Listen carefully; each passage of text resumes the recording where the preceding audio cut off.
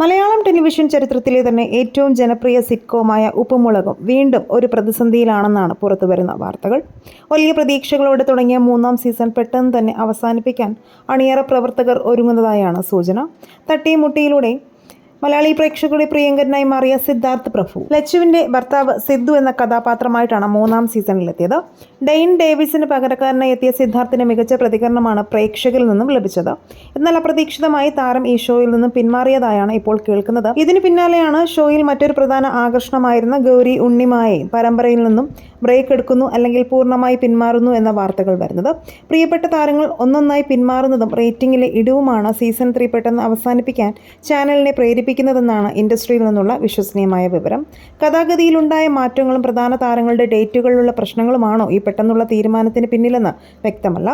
ഔദ്യോഗിക സ്ഥിരീകരണം അണിയറ പ്രവർത്തകരുടെ ഭാഗത്തു നിന്നും ഉടൻ തന്നെ ഉണ്ടാകുമെന്നാണ് കരുതുന്നത്.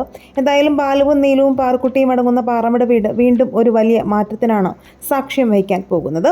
ഉപ്പുമുളകും സീസൺ 3 നിർത്തുന്നതിനെക്കുറിച്ചും സിദ്ധാർത്ഥിന്റെയും ഗൗരിയുടെയും പിന്മാറ്റത്തെക്കുറിച്ചുമുള്ള നിങ്ങളുടെ അഭിപ്രായങ്ങൾ കമന്റ് ചെയ്യുക. ചാനൽ ഇതുവരെ സബ്സ്ക്രൈബ് ചെയ്തിട്ടില്ലെങ്കിൽ ഇപ്പോൾ തന്നെ സബ്സ്ക്രൈബ് ചെയ്തൊന്ന് സപ്പോർട്ട് ചെയ്യാനും മറക്കല്ലേ ഫ്രണ്ട്സ്.